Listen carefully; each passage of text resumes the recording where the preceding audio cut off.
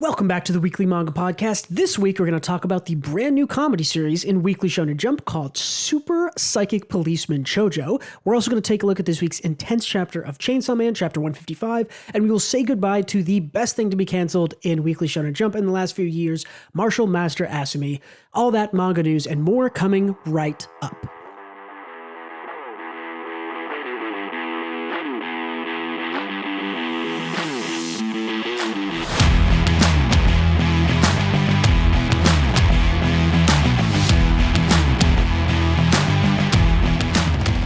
Welcome back to the White Gray Black Weekly Manga Podcast. This is the podcast where we talk about all of your favorite ongoing Japanese manga. My name is Bruce. I am the proprietor of the White Gray Black YouTube channel. With me again this week is Gautam. Hello, hello. Just stumbling over my words. It's been a busy day. Same. Let's talk about Super Psychic Policeman Chojo. Let's talk. Gautam, tell me your opinion on this gag comedy series. It's okay. Yeah, I think this is forgettably boring and unfunny for me personally, and so this is not a good series in my opinion. Yeah, it's rough, right? Because I think what was it? Ichinose Under Control? Ichigoki Under Control? Ichigoki Under Control. That was bad. That was flat bad. It was so like the first chapter of that was so incredibly unfunny that it was memorable. This one is like 70% miss and 30% hit, which makes it like very mediocre first chapter in my eyes. Yeah, for sure. And like the fact is it's not as terrible as Ichigoki, so I probably won't remember this tomorrow. That's the same way I feel. I read this on Sunday and we're recording on Wednesday now. I had to like reread it. So I was grabbing these pictures, so I was like, I don't remember this. I think comparing it to Ichigoki is interesting. Ichigoki was so bad it was like anti-funny. This is not anti-funny. This is just not that funny. And I don't know. The art's good. I mean, it's fine. My big issue with this is just in like general storytelling stuff. This is like there's some good gags, like, oh, this is kind of funny, right? And the facial expressions are good. For a gag manga, visually, I think it's fine. Like, I think it looks good. I like the character designs too. Yeah, character design's good. The girl I think is funny. Maybe it gets better. This is one I could definitely see improving over time because it didn't start very high. But yeah, well, it's like it goes buck wild, like Gintama does, but with like 1/10 of the laughs, which is a rough part. If you go full goofy, you kind of need people laughing. Because that's a compromise. If you go buck wild with it and nobody's laughing, it's like making a fool of yourself a little bit. So I don't know. I hope it gets a bit funnier as it goes. I did like a few of the jokes. Did you find any of the jokes funny, Bruce? Like this one is okay, right? Where he's like, Officer Apongi, go chase down that guy and shoot him. She's like, why are you crazy? I don't know. It's just like some of it was like okay. I don't know if I could pick you any particular joke where I was like, that was really funny. Like I had a few okay ones. So I like the ones where he was playing, like showing the kids yo-yo. Showing the kids yo-yo, yeah. And then and he was like, see, they love it, and they're cursing him out because they fucking hate him. Yeah. I liked that, and I liked that they brought it back at the end with the wrecking ball. Like that was kind of a funny, interesting callback. Like that was maybe my favorite part of the whole thing was like, oh yeah, the yo-yo jokes, and then they bring it back with the wrecking ball. Cool. That's maybe the best thing in this whole chapter. So I actually had one. I actually thought it landed the ending of this chapter kind of well. Because I thought this, like I was the Yakuza plotline bulldozing her house was all stupid, and I felt no way about it at all. But I did like that the psychic cop was going to give his like ward credit so she can blow up and that's at the end of the chapter, I think. And not have to work with him anymore because everyone hates him. Yes. But I was thinking, I'm like, how do you even give her credit for something like this? Because he did like psychic bullshit and like used a wrecking ball on them. And the manga addresses that, where the police chief gives her the credit and it's like, so you used you just swung a giant wrecking ball at the Yakuza and captured all of them. And he's like, yeah, she did that. And now she's like one of the pariahs too. She's a freak. Yeah, now she's scary because she works with the scary guy and is super strong or whatever. Which like, there's definitely some gags from that. Yeah, I think this is like that was a really solid goof in my eyes. But I don't know. The rest of it was just kind of dull. A little boring, forgettable. Yeah, it's not, even though I think the art and designs are fine, it's not super visually interesting, like paneling wise. Like it's really just, it's like mostly just a bunch of squares, like a lot of thirds split. Like the pages are all just very kind of like, yeah, it's a page of panels. Like, let me get into what I think my biggest issue with this series, with this chapter is, just from chapter 1. And that's it's especially present on this page, or these 2 pages.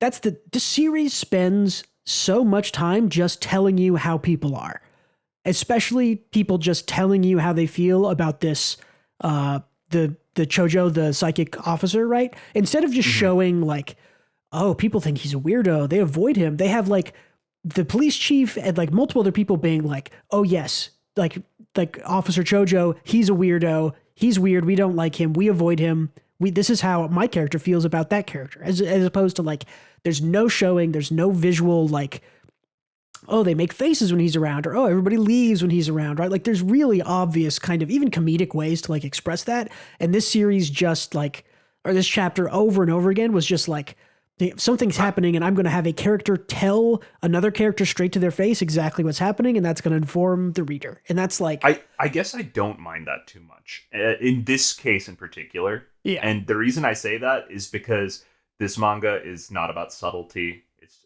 just about loud gags. So I'm fine in this like in this chapter or in this manga for them to just say everything out loud. I just wish it didn't take them paragraphs to say what would take a line, you know? I think that's maybe why I'm noticing it more. This is like I don't want to say it's like super dialogue dense, but like every page here has like tons of words on it compared to most things in Shonen Jump, right? Like, I mean, like look at this page on the left here on screen. Yeah, this is like, it's a lot. There's like way more words on here than most things that you see. And like every page is like that. There's like a lot more dialogue, a lot more text. I think the unfortunate truth is that it conveys less than less than 1,000 normal words. manga do. Yeah. But I mean, like even here, right? It's like, oh, like she says, like, what the heck is wrong with you bringing something like that here? I only deal with people who have collars and sleeves. Don't make me throw you all again. It's like, you really think this is going to help you take the dojo away from me? And then the Yakuza like explain why they're there for 2 or 3 pages, and then it's like Chojo's here, and instead of everyone like, again, like Chojo shows up, and instead of people like visually reacting or just like reacting character, they all just say like, we're afraid of him. Chojo is here. He's weird. Chojo is here. We should leave. And it's like, I like Jesus Christ, guys, like, come on, like, give me something. I did like that one of them called him a tax thief, and like, how do you know that? I love that. That was okay. You're right. I also wish that like the whole gag for the female officer is that she can do a shoulder throw really well. Yeah, she's and like, they mention it kind like of 4 strong. times. She's like good at dojo. Yeah, I guess it's maybe. Oh no, it's the collar. Like, oh, you don't have a collar. I can't throw you. And it's like, okay, that's kind of like specific and weird and funny, but they mention it like 4 times. But like, does it even come into play in this chapter? Does she throw anybody? No, by she the collar? doesn't throw anyone. Yeah, so like, I mean, like, she'll probably do it later, but like, that's a weird thing to plant. You have to pay that off in chapter 1, in my opinion. Stuff like you that. have to pay that off in chapter 1 because this should be a little bit self-contained as it's the chapter 1. I agree. And this is like a joke you set up 4 times and didn't pay off. It was very odd. Did you find that strange that they mentioned it so much and she never threw anyone? For sure, because the more like we've read so many series, I've consumed so much media that it's like those are the kinds of things that your mind is trained to pick up on and be like, they're going to pay that off at the end. Like they're setting something up and they're going to pay it off. And like the more well-read you are, the more you can sort of find those things. And it felt very weird to me to not pay that off, especially because it was mentioned like more than once.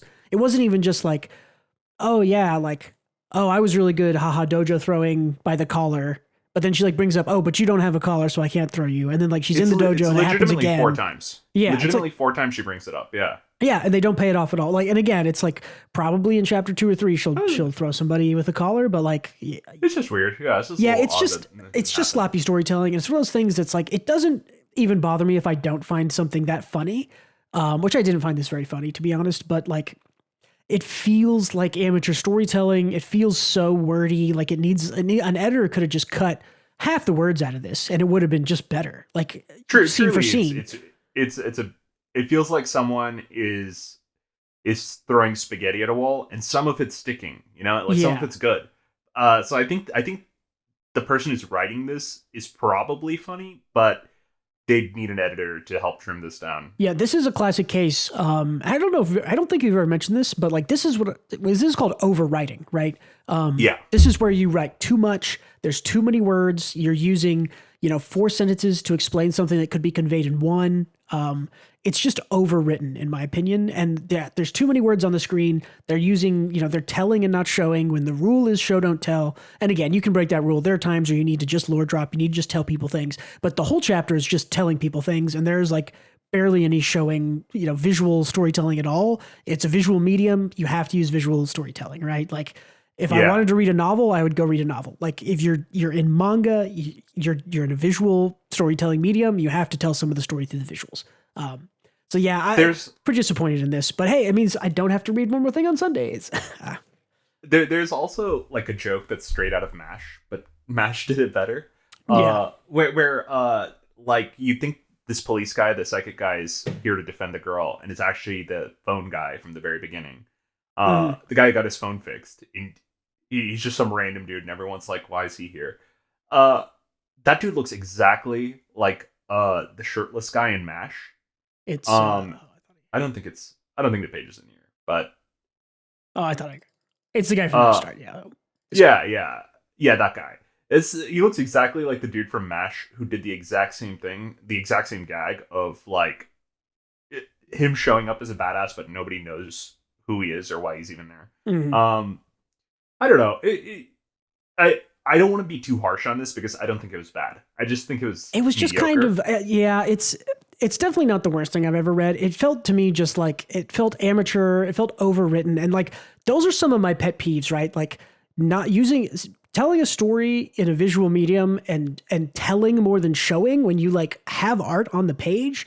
That bothers me in books. And it really bothers me in manga. That's like a big pet peeve. Like you're literally working in a visual medium. I mean, it bothers me in movies and stuff too, right? Like, not every Nolan movie does this, but Nolan's kind of notorious for at times just having their characters sit down and talk and lore dump on you, right? Like, what's the time travel one? Tenet is the worst case for that. He's usually better about it, but Tenet had 2 or 3 scenes. It's just 3 people sitting there for 7 minutes talking about the plot.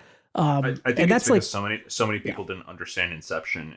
Nolan was like, I need to explain this. Yeah. Well, and Inception has happened a couple times, but it's a lot better journey. But anyways, yeah, show don't tell, always the rule, especially, I mean, show don't tell is a rule in like novel writing in books. Like I listen to a bunch of podcasts of like authors talking about writing books, and their big rule is show don't tell, right? You can convey things in a book by saying, a character frowns or a character leaves the room when someone else enters, as opposed to saying, like, this person is upset that they're in the room, or this person is sad. Like you're telling me how they feel instead of showing me how they feel. It's a thing in books. It's a thing in almost all storytelling, right? Is show don't tell is always preferred. There are times where you have to tell, but like 90% of the time, show don't tell. And this is just telling. It was overwritten. And those are 2 of my like big pet peeves. So this rubbed me the wrong way, probably more than it did you. It sounds like. Yeah. I think you disliked it more than me. I think you can tell, don't show if you're a dumb gag manga. This is like a Saturday morning cartoon, but but don't tell in like a paragraph. I think that's the other thing. How I feel about it. Yeah, is like you can tell, you can just be a simple like people talk about exactly how they're feeling or say what they mean when they enter the room, and it can be funny or dramatic or whatever. But like use less words. If you're overwriting and telling instead of showing, that's like a double whammy. Yeah. What does Saitama say? 10 words or less? Yeah, follow that rule, I guess. I mean, did you ever learn the KISS system in school? The keep it simple, stupid. Like less is more. I'm a minimalist, if you can tell from my packing in the background here. But yeah. Cool. Anything else on Super? I'm gonna forget the name of this so many times. Super Psychic Policeman Chojo. Nope. No, Yep. siree. I think I will maybe read chapter 2, and then I think I'm probably out. Unless chapter 2 is like, oh, that was better. We'll see. This is just a standard gag manga. If someone tells me it's special later on, then I'd be happy to read it though. Yeah, for sure. But yeah. Okay, cool. Let's. I think we're doing Chainsaw Man next. Yep. I love this one. What a this good is a good one. Yeah, Man. you suggested that we bring this, so why don't you tell me what's going on in this chapter? Yeah, sure. It's been a while, and we've been in this arc for a while since Chainsaw Man kind of publishes weirdly infrequently. We're like a week and a half ish. Yeah. And this part 2 is more of a slow burn than part 1 ever was, but I still like it. Basically, we're at the point where Denji's kind of lost his fucking mind and so the civilians around him. They all want to kill him and Nayuta. Nayuta has controlled a person, and the public is determining that they want to kill her. The one reasonable person says, "Stop! She's just a kid. Calm down." Yeah. And then that dude who was after Denji puts on a little play, acting like he's still under control. And yeah, I wonder what his whole deal is. He's set up to be a pretty good villain, actually. Fujimoto made him pretty damn hateable. Yeah, for sure. I mean, anybody who goes after a kid is more hateable, I guess. Also, just like absolutely lying and putting on like a little show to agitate the public. That's I don't know. It's a good way to write someone to make them infuriating. Yeah. Yeah, and now Nayuta is just I love this chapter because it gives us Nayuta's point of view. Her flashback, yeah. And like speaking of visual storytelling, like these 2 pages right here, right? There is no dialogue on these 2 pages, and they convey a whole lot. There's a lot being said here, right? People attacking Nayuta, like her fear, the house exploding, which could mean a lot of things. We'll maybe make some guesses on that at the end, and then the sort of like flashback revert to when the house is composed again. The house is just on fire because they killed their pets. Yeah, it looks like it's exploding in that panel to me, doesn't it? No, it's or collapsing maybe from falling. Like they incinerated the house and it's just falling apart. The apartment. Yeah, building. I guess it's like I think it's collapsing is what's happening because like the roof is like in the process of collapsing. Exactly. So I guess that's the fire ate it up and it's all falling apart. But this is one of those things, and I mean Fujimoto is like super influenced by movie storytelling and the way he does paneling and visuals and things. I have a video on that on White Gray Black. Go check it out. This is something that I can if this hasn't happened exactly in a movie I've seen something very close to it, right? Where there's like, you know, like something big action, you know, the house collapsing under fire and then like, whoop, and it, you know, the sound kind of stops and it cuts to the previous house and you know, like, oh, the house is back together. We're going back in time. Like that's like I've seen that in movies for sure. And symbolically, you can argue that this is completely either her life or her perception of humanity and, you know, kind of the daily life she's built falling and burning apart. As you'll see. So basically, this is Nayuta's point of view, which is much needed because until now she was kind of just Makima Jr. that acted like a combination of Denji power and Makima all combined to a little gremlin. Instantly, as soon as she moved in, she read Denji's mind, feelings, and everything else with her control chain. What an overpowered fucking power. I love that. And she aligns with Makima's old wish, is like maybe she'd understand something about herself if she like destroys Denji, destroys Denji, like make him happy and then make it all crumble. Yeah, but it turned out really sweet. I'm glad Fujimoto didn't actually commit to that. I don't think he was ever going to, but like if she ends up walking the dogs more than Denji, drawing Meowie. Yeah, that's a good call out. Again, visual storytelling, right? You can see here that like, yeah, she's walked the dog. I didn't even notice that, but yeah, great call. Yeah, it's just very sweet. She went in with the intention to figure out who she was and destroying Denji's life, but she ended up loving Denji and her own life so much along the way that, I don't know. They actually became kind of a found family situation when when in reality it didn't start out that way. I thought that was and Nayuta is a bit of a weirdo in that. I mean, well, she's a weirdo for obvious reasons, but she's also a weirdo in that she talked to the Famine Devil and Fami and is like looking forward to the apocalypse, right? Yeah. She's very much just a little kid who doesn't fully understand what she wants or herself, and I think that'll be an interesting journey. Yeah, if it gets explored, I don't know. I think we'll get back to it because I think when we go back to that page with the house explosion or the house collapsing under fire or whatever, I have some predictions about what's going to happen to Nayuta and what's going to happen to those humans attacking her. So, yeah, I hope it doesn't turn out that she goes like full dark side, because I would appreciate someone bailing her out. That's my guess, but yeah, I mean, let's talk about it now. I mean, the end of the chapter is just that a little bit of inside Denji's mind where Nayuta asks him like, "Who am I?" or well, "What am I doing here?" or something, and he says, "You're my family." She says, "Cheesy." And there's this kind of internally transition forward to a nightmare that Denji's having, essentially. It's just Denji's internalized self-loathing. Yeah. And then he wakes up and he's like awake in a hospital bed. So, right. Which I'm trying to think, was the last thing that Denji was just like, he was just like pulled away from the crowd and Nayuta by like a group of the people, right? It was one of the like the dudes working for the force or whatever. That's right. Yeah. Yeah, I think at least. I think that's what I think that's right. Like, but yeah, they carried him away because he got stabbed 1,000,000 times and he won't kill and eat humans, so he can't fight them either. So he's just getting the shit beaten out of him. But yeah, I think this can go a few ways. Yeah, they killed her. Well, I'll put it on this page. But yeah, what do you think's going to happen with Nayuta here?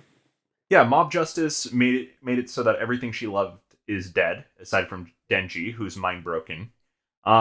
So I think logically we can anticipate her going dark side and murdering everyone here. That's my guess. But yeah. I hope that's not the direction they go. I hope they kind of protect Nayuta's happiness a bit more, because I think the option I mentioned is a little bit predictable, and I don't think that's Fujimoto's style. So I'm hoping we get like someone bailing her out, maybe like a character from part 1. Is this the return of Reyes? Maybe we've seen all of the other hybrid devils from part 1, but we have still not seen Reyes, and we do assume. Because she was controlled by Makima at the end of part 1, spoilers for part 1, but we assume that she is still alive now. So maybe that would be a cool thing. Last time we talked about Chainsaw Man, I think we talked about, do we think Reyes is coming back or not? So I could also, it could be her. It could be, if someone does show up to help Nayuta, it could be her. It could be Angel. It could be Angel. I haven't seen Angel yet. Is Beam fucking dead? Did Beam just full out die? Beam the Shrek guy? Think so. Because I think Makima wipes him out and doesn't mind control him at the end of part 1, if I'm remembering right. I don't know. Tell us in the comments. I don't want to go back and read part 1. Tell us in the comments. What happened to Beam at the end of part 1 Chainsaw Man? Yeah, I liked him. It could be any of them. Maybe it's Kobeni. Who knows?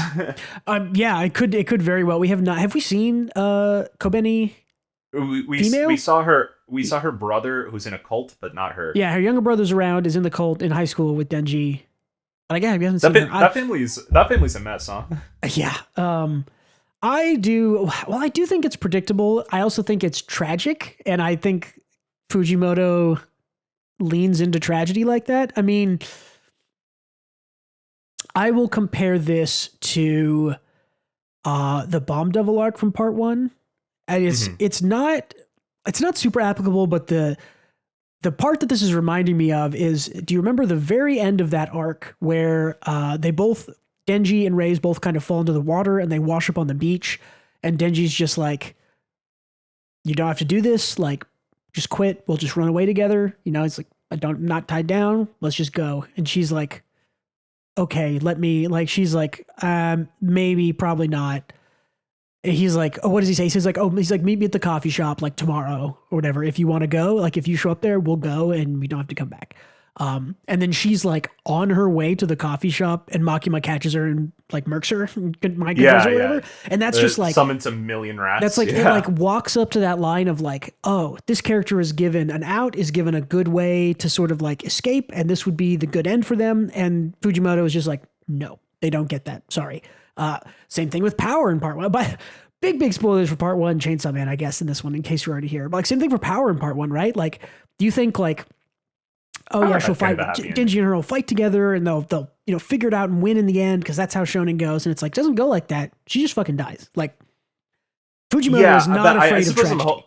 I'm holding it up to Chainsaw Man standards, and I feel like we're put in a position where she is cornered, and the audience feels that she's cornered and has one option, which is to kill everyone here. Well, I think the other option is I feel like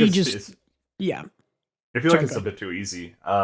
Well, and the other option is just that the people. I think I think the setup here is supposed to be she's getting attacked. She won't hurt humans. She's being overwhelmed.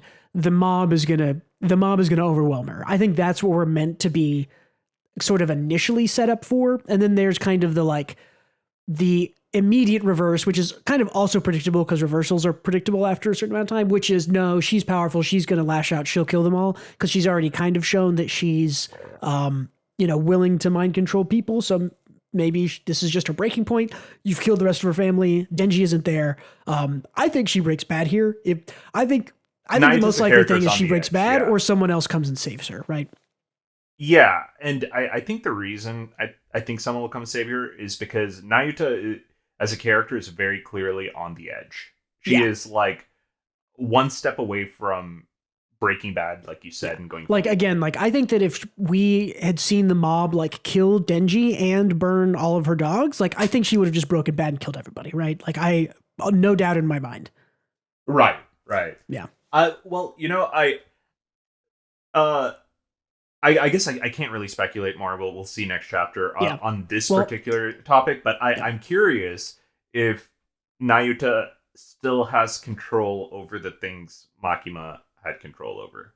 I wonder. Does she still have like 20% of the American population and a huge part of the gun devil? Like, I don't know. That's a good. What happens to that stuff? I don't know. I wonder. Get in the comments. I'd have to go back and read because I think that those might have been made like as a promise to the Control Devil. I don't remember if it was made to the Control Devil or to Makima herself or what, or if she used all that up in at the end of part 1. I don't remember, but yeah. I don't think anyone knows the answer because they haven't said anything about it. Yeah, we might not have specific enough info there. Yeah, but it's just a thought of how strong Nayuta really is in terms of like combat ability. Yeah.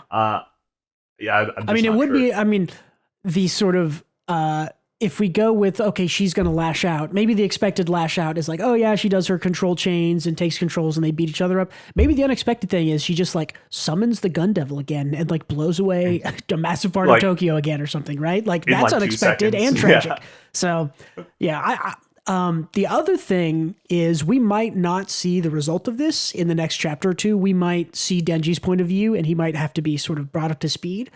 So we might not see it. We might just hear about it, right? This might be someone else tells Denji, and it might not be shown. It might be told, which is kind of more impactful if someone says, oh yeah, like Nayuta killed 1,000 people that day and is on the run and we can't find her. And that makes you curious about, well, what happened? I really want to know. So true. Oh, and I think that actually seems very Fujimoto-esque. To not actually show us the tragic part, did you kind of move the camera away and let us speculate and tell us later or something? Yeah.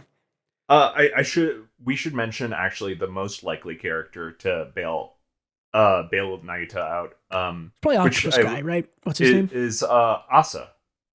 Oh yeah, that would be. If this were a more classic shonen, that would have come to my mind sooner. I was like, oh, who's the good guy? Who's good? Who's powerful? Who's going to come save her? Our other protagonist, right? Yeah. I was going to say the octopus guy. I can't remember his name, but I think he's pretty. He's possible. I mean, we could get the return of who's the Scar guy who runs The oh fuck, I'm forgetting the old guy from part one. The guy who trained Denji. Yeah, that guy. I can't remember his name either, but he's also we know he's around. We know he exists. We know he's running the Demon Slayer Force, whatever. Not Demon Slayer Force, but whatever Devil Slaying Force. But I forgot the name of the organization too. Yeah, it's so many names, man. Memory fails me. Yeah, but Kishibe. Kishibe is the old guy. Kishibe, yeah. I think Kishibe, Octopus Guy, Asa could be Ray's or Kobeni. We're gonna make all these predictions of who's gonna save her, and the next chapter's gonna be like, oh yes, Nayuta died. I'm like, oh okay. That would be insane to do. Just kill off Nayuta. I would actually hate that. I think I would hate that plot point. I don't think that's where we're going. If it is, I think it'll be a misdirection, and she won't actually be dead. It would have to be. Yeah, that would be so silly to do. I trust Fujimoto more than that. Yeah. But yeah, I guess we'll see. I just appreciated the Nayuta POV. I thought it was very sweet. It was really good. Also tragic. Bittersweet, yeah. And like good story. Like again, the visual storytelling here compared to the police force thing is like, look, there's a whole page with no dialogue on it, and it tells you like, look, their toothbrushes are in the same cup. Their shoes are both dirty and messy because she's a child taking after her caretaker. They are stacking cards. She's drawing pictures of her cats. Again, the dog walk thing, the dog face, like so much in a page with no dialogue, right? Because it's a visual storytelling medium. A funny little Easter egg I just noticed is on top of the card stack, there's like a little ramen topper Chainsaw Man guy. Oh yeah. Oh no, it's the burger. That's the burger joint. Right? Yeah, it's the burger. It's a burger Chainsaw Man where he went to that burger store. He went to that fast food chain and murdered everyone there. It's in poor taste to make whoever decided to make that little toy. I wonder. I think that's the same. I'm gonna I want to Google and double check because Family Burger I think is what that says. I think it is. I'm pretty sure that's the same. Oh, yeah, absolutely. Yep. It's like in the wiki Family Burger restaurant. Yep. That's absolutely where Kobeni worked and danced. Yeah. It's like if somebody like stabbed people in a McDonald's and they put the murderer on, like a little Happy Meal toy. Yeah. it literally is. Yeah. I guess I don't know. That's really funny though. I didn't notice that either. That's cool. Yeah, anything else on Chainsaw Man? Anything else we want to predict or think about? I don't know. No. I think we said all that needs to be said. Good chapter though. Looking forward to the next one. Really good chapter. Really makes me wonder what's going to happen because it's a big kind of leading up to a climax. So, all right, cool. Yeah. Let's shed our tears for the last chapter of Martial Master Asumi by what's his other name? Kazu Kawada. Man. Yeah. This sucks. I don't think we need to talk about the chapter itself. Yeah, not so much. The chapter doesn't even fit into the 32 chapters before it. It was just kind of like it gives a flashback for the grandpa, a little bit of flashback for the dad, a little bit of flashback for the brother, and then the brothers are fighting at the end, which is kind of like where the story's been heading. I'll put on the cool page. What a bummer. Yeah, serious bummer because the 32 chapters before this, this is. In the sort of like, I'm trying to think how many, 2.5, 3 years now, I guess, I've been sort of reading Weekly Shonen Jump. This is easily the best thing that's gotten canceled, in my opinion. Yeah, I agree. And I think that there was a Reddit comment that I think people should go into the Reddit thread. If I don't know if you guys use Reddit or not, but Reddit comment user IC2Flyer had, I think, a better comment on the subject than anything I could say on it. Kind of just someone who's been following the manga and the author from day one. Go read it on your own time. But we'll talk on it as well. It's just I guess it's just something that is too much of a slow burn and a character story to exist in the space it exists in. Yeah, I don't know if it's that necessarily. I just think that mixed martial arts is too niche, right? I think this same level of storytelling and character and interest and good art and dynamic action, I think if this is just like a baseball or basketball or volleyball or something, right? Like something that people in Japan are more familiar with, I think this is instantly more popular. Like I'm not sure if that's like, how about like Yomishiwa no Pedal or whatever that thing is Yowamushi called? Pedal? Yeah. I mean, to be honest, I would guess that Antarctica girls, like all that, it's like you can make niche hobbies good. You just need to write it well. you know? Well, and I wonder if stuff, I would have to check, but I wonder if, I mean, this sold fine, right? You know, probably like 10,000 copies of the first volume or something like that. I would wonder if something like Yowamushi Pedal starts with less sales than that in a smaller magazine and they don't care and they let it run. And then once it's run 50 or 80 chapters, people are like, hey, have you checked this out? This is really good. And like, right, like every volume, every chapter is something that comes out and continues. Someone is another week for someone to word of mouth, tell someone else about a series and have them pick it up. I mean, the amount of things that I've gotten into because you told them about me or the number of things that I've told you about, the longer we know each other, the longer we read things, it goes up and up and up, right? Yeah. Yeah.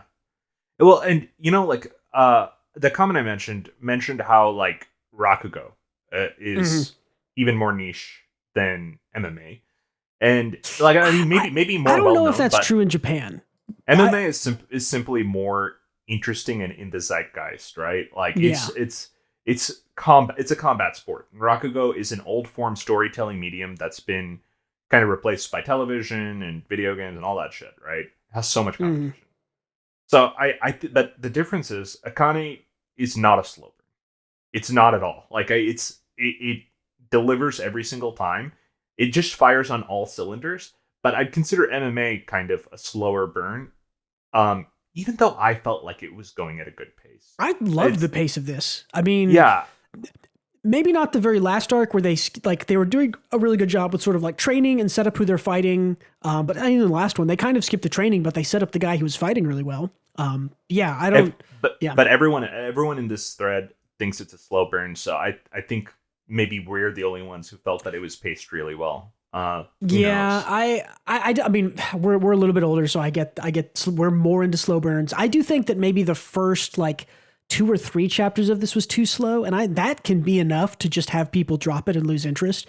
I definitely thought it was good, but there wasn't a whole lot of like, oh, he's already in the ring fighting, you know, and like, wow, look how cool this action is. Like maybe if that was a chapter 1 instead of sort of like he just like watches the girl beat people up in chapter 1. And then like he fights like in the alley, right? Yeah, there's like the fight in the alley is what happens in chapter 1, right? Is like they both, I guess the girl and the guy, like and Asumi both fight, but yeah. Truly, this is something that did everything right and failed in my eyes. And I think there was maybe a comment I saw on Reddit or maybe it's on Twitter. There's a famous Jean-Luc Picard, right, Captain of the Enterprise quote of you can make no mistakes. What is it? You can make no mistakes and still be wrong, or you can make no mistakes and still fail, or whatever. Yeah.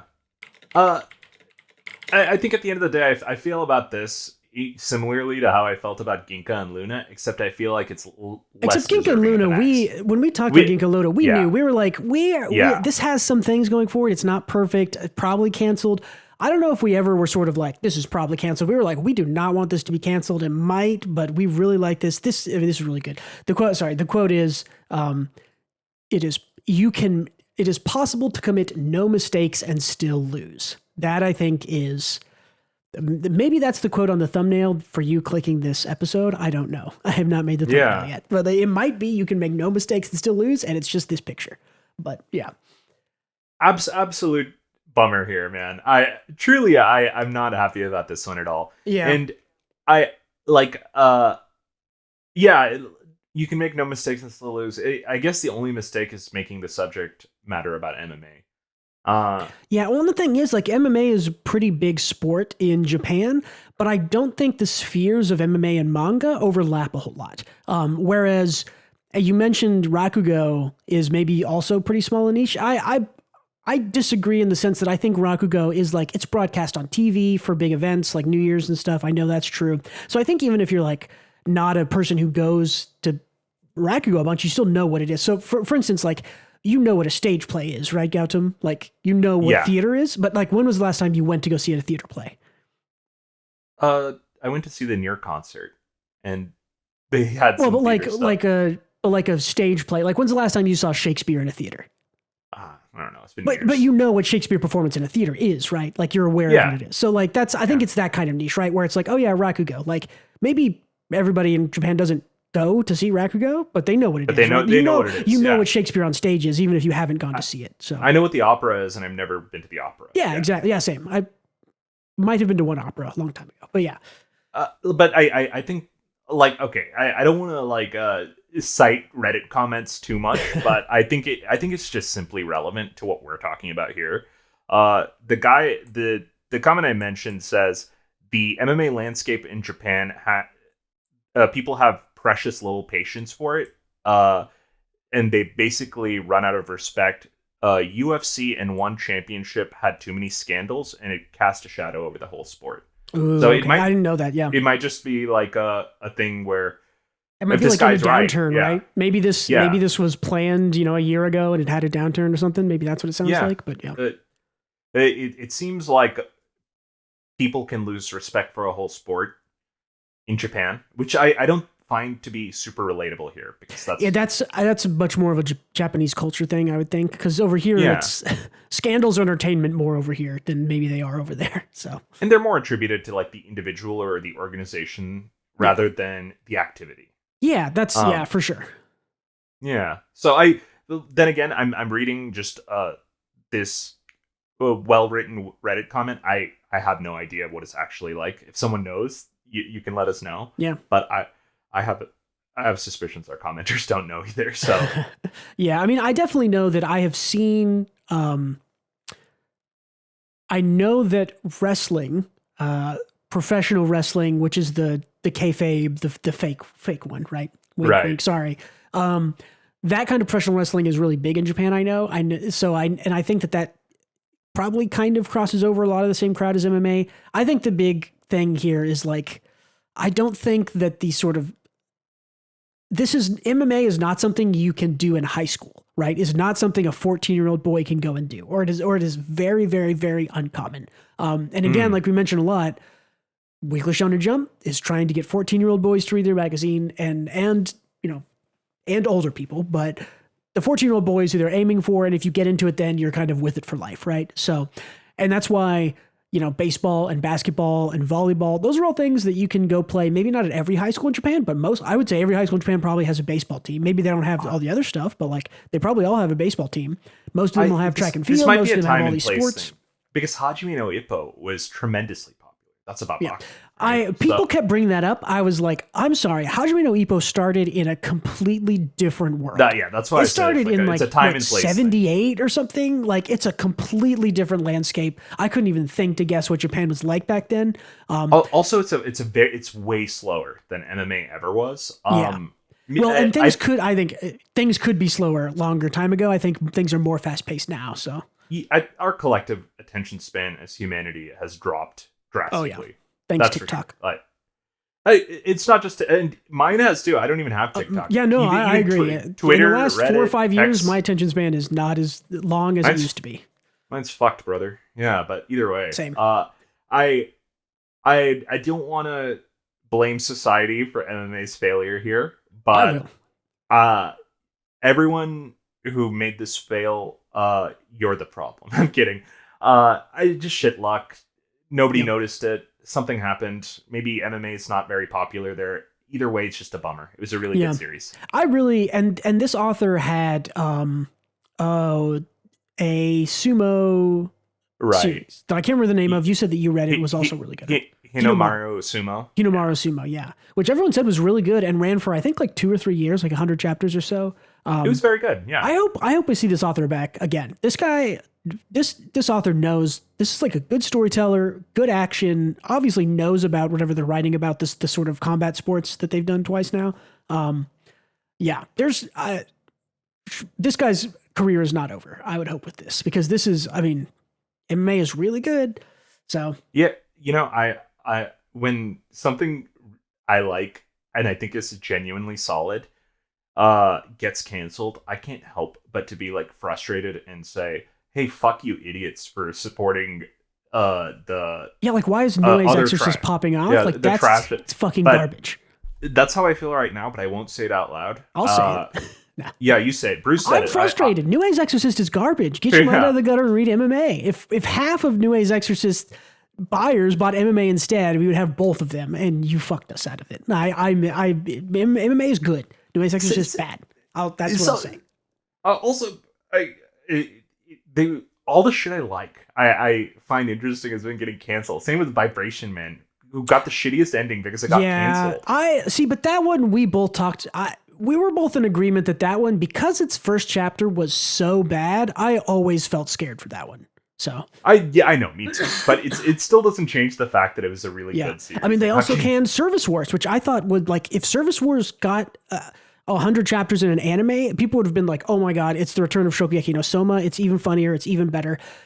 Service Wars is the best gag manga I've ever read. Like, it's really fucking hilarious. Like, so much better than anything else. Like, I'm mad about that one, but also, like, I get that one is on Jump Plus, smaller, like, not as big. So yeah, I don't know.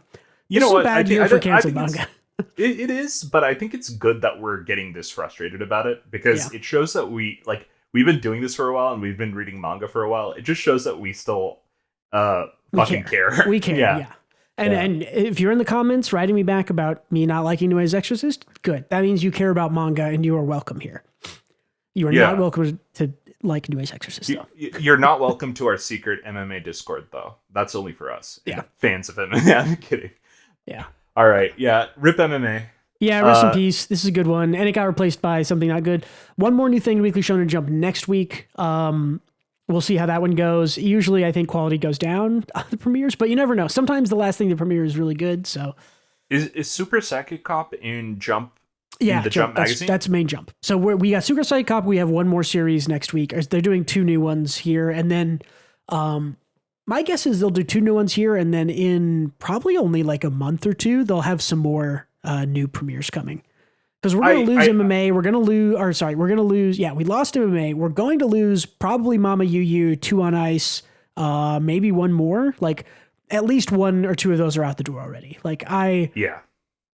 So I don't think Super Psychic Cop really has a chance, thinking about it now, because you have to be as funny as Witch Watch in order to make it. Yeah, or what's the other gag manga that still runs? The one with the covers, the Robo-chan? Roboko, yeah. Roboko, yeah. I haven't given that one a proper chance. I haven't either, but that one's been around for a while, and so I'm curious. And that's, man, I hate saying that, but it's true, it's like a lot of these things I'll wait, and then once they hit like 100 chapters, I'll be like, oh, that made it to 100 chapters. Let me go read it. I did that with Majilu Mierko Limited, and that fucking rocked, and I should have been keeping up from chapter 1, but I didn't, because I waited, and I go, oh, this has been around for 100 chapters. Surely it's pretty good. For me, it's like usually when I hate the character design, I hesitate to jump into things. Yeah, Roboko visually does not appeal to me either, but maybe it's really funny. So it's just a weird art style, right? That is like old school and a little ugly. But, yeah, well, and the robot, like, I guess Roboko is the character we're seeing there, is like the robot off-putting when I look at it. But I don't know. Maybe it's one of those. Maybe it's intentional. Maybe it's funnier in the manga. I don't know. Well, we need to probably give that one a try if it's still around. Oh, for sure. That's not a criticism on Roboko at all. It's like the art. People had similar criticism of the art style back in the day of, like, the Rugrats or Real Monsters. Those really something Suppo style. Well, and to be honest, the covers for Roboko I think are great. The sort of like great. Copying other people's covers and doing them with Roboko on it instead, like, that's fucking genius. And it's amazing, right? Like, I love that. You're gonna get somebody to accidentally buy a copy of your manga at some point, right? Like, they're gonna think it's volume 12 of Chainsaw Man. It's not. It's or volume 1 of Chainsaw Man. It's volume 12 of Roboko or whatever. So. And there's spots for comedy in Weekly Shonen Jump, but Witch Watch is always in the bottom middle, and so is Gintama, and that was, I think, so many people's favorite anime comedy, manga comedy ever, and it was always in the bottom middle, right? Because that's where comedy exists. But if you're not as good as Witch Watch, which is a high fucking bar, then I don't think you can make it in the magazine. Yeah. It's also like, just Witch Watch has an anime coming, or has it been announced yet? I don't remember. I'm not sure, but it'll be great in anime form. So yeah, the problem, a very brief diversion, minor problem. The thing about all these series is if they're just strong enough to last until they can get even like a mediocre anime, then they're golden, right? Like even Mashal, which, like, I don't think anyone was like obsessing over how good the Mashal adaptation was, but it was good enough. It was fine. And Mashal was kind of a middle of the road series. And now it's got an anime, and it's, it got a pretty big boost. It also ended. And then season 2 with the new opening, Bling Bang Bang Born, which is like the greatest anime opening of all time, they're seeing massive popularity really because that opening is really good. I think we've talked about it 3 weeks in a row now. It blew up on TikTok or something. Apparently. Yeah, it did absolutely blew up on TikTok. I have like recommendations from like concert jazz pianist reacts to Bling Bang Bang Born, like composer, like jazz drummer reacts to all this stuff. Man, that got really big, huh? It's wow. And those videos have like millions of. I think the original video of it is like coming up on 10 million views or past it now. I don't know. Oh damn. Okay. But anyways, all that to say that if a series can just make it to anime form and it's also really solid on the back end, like you're mentioning Witch Watch usually being kind of in the middle. I think once Witch Watch gets an anime, like I think it's gonna shoot way higher because I do think that's a really good series from what I've read of it and really funny. It is good, but people never properly rate comedies. So I think the reason it has always existed in the middle bottom area and not even come close to an X is because comedy gets more leniency. Yeah. Well, and I also think it still fleshes out the manga. It can't all be action shonen protags, right? Yeah. It's also one of those things like how many times last year would you say Witch Watch was your favorite thing in Weekly Shonen Jump that week? Like maybe it's like chapter 100 and then yeah. See, so it's one of those things where it's like it's not anybody's favorite. It's their like third or fourth favorite. So it's still like, which again is like all these middling series are like that. Whereas like stuff like how many times last year was like Sakamoto Days your favorite thing in chapter? It's like right. 5, 6, 7 times. Like One Piece. What else is big? Stuff like that, right? So emotionally resonant series always take priority in everyone's sense, right? Or even something like Blue Box, right? Which I think was great. Like I can name you probably 4 times last year, 4 or 5 times. Yeah, out of 52. I don't think I think they do 49 or 50 magazines, but like I can, 10% of those, I could tell you Blue Box was probably the best thing I read. There was a lot of good Blue Box last week, but yeah. So I mean, comedies are kind of like, it's my third or fourth favorite most weeks. So I think that affects it too. And a pure ranking isn't like a fair assessment of how popular no, it's not in that regard. Yeah. So I think Jump affords the Gintamas, the Witch Watches, the Sket Dances of the world more leniency. But even then, in that space, right, it has to be damn good. And I don't think this is damn good enough to stick around. No, the police one isn't. MMA also isn't, apparently. But we will see. Maybe the police one finds its feet. And that would be awesome. There are other series that have had, bad or mediocre chapter 1s and gotten better over time, so it's very possible for that to happen. Vibe Man, dude. We Vibe both Man hated the first chapter of Vibe Man. It's not. Still is not a good chapter 1. If you're gonna go read Vibe Man, literally start at chapter 2. Chapter 2 is the start of that series. Don't even bother. But then don't read it because the last like 7 chapters suck because they canceled it. So it's like whatever.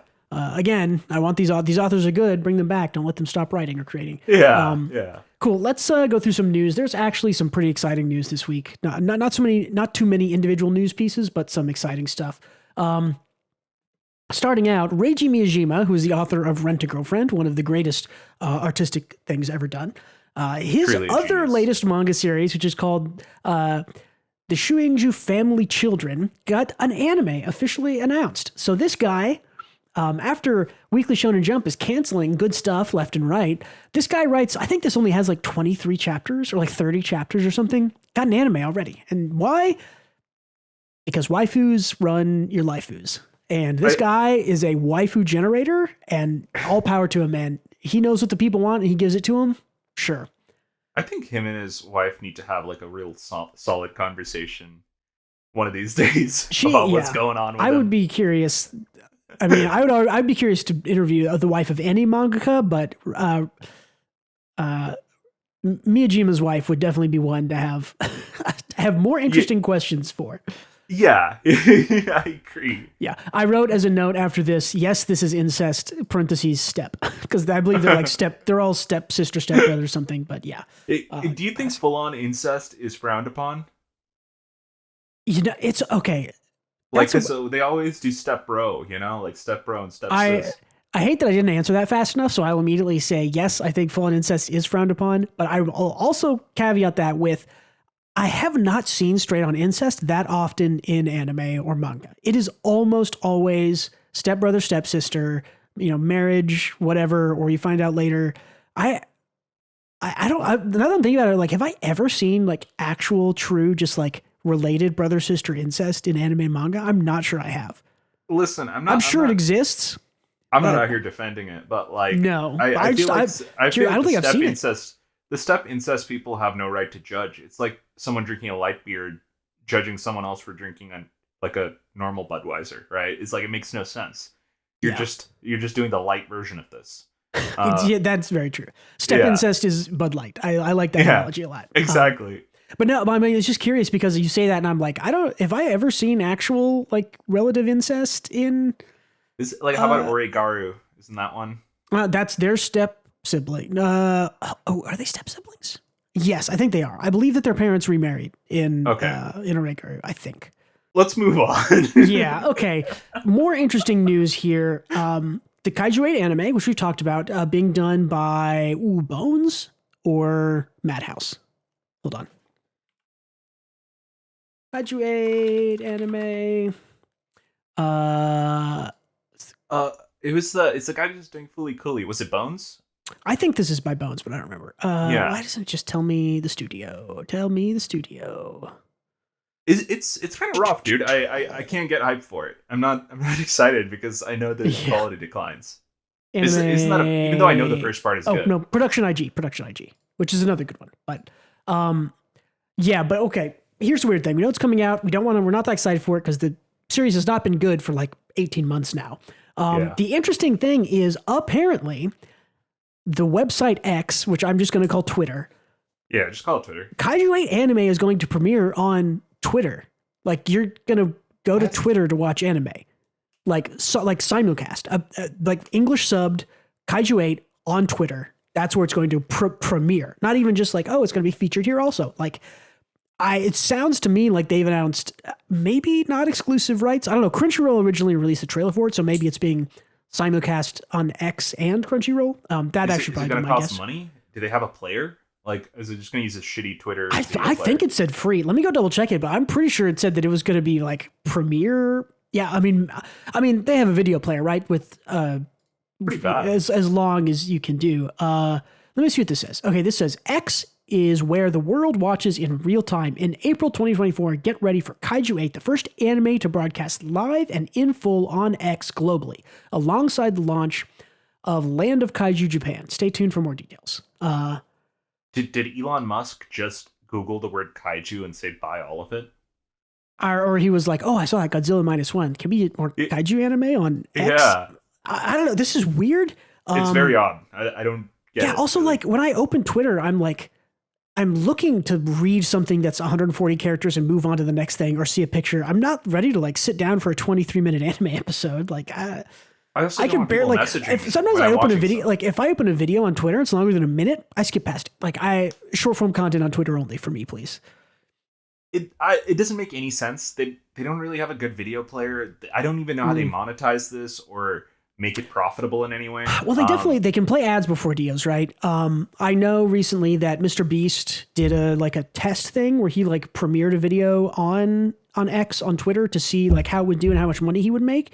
And I think it ended up being something like he made, like $25K on a video, but he said that this is probably skewed because advertisers are more interested in having their ads before his videos. And compared to what he makes from YouTube, apparently that's like chump change. So got it. Okay. I don't know. I do think you're right. I think this is an angle for X to try to get more people on the platform because they lost a lot of users and to attract, I don't think this is unless they heavily go into like this market of getting TV shows and anime, then I don't see this as worth it investment at all. But we'll see. The other curious thing is that Twitter/X is a pretty big website in Japan, right? That's a really big Japan social media site. One of, if not their biggest ones. So I wonder if this is something that maybe Twitter Japan, X Japan was doing, and they said, well, let's do it in English too and see if it makes us any money. I don't know. Not to speak on business too much, but I'm sure that Twitter is hurting for money. This might just be another angle to say, maybe this is cheap for them and they think it'll get people viewing and watching ads. I don't know. So they're in the dumpster right now, like even more than they were before Musk bought it. It's so. Oh yeah, they've lost it. He's lost a hell of a lot of money. Cool. Anyway. Next thing on the news, let's see. Dogs Red goes bi-weekly. I just put that in there as a little one. It had been weekly previously. Really good series by the author of Golden Kamui, Satoru Noda.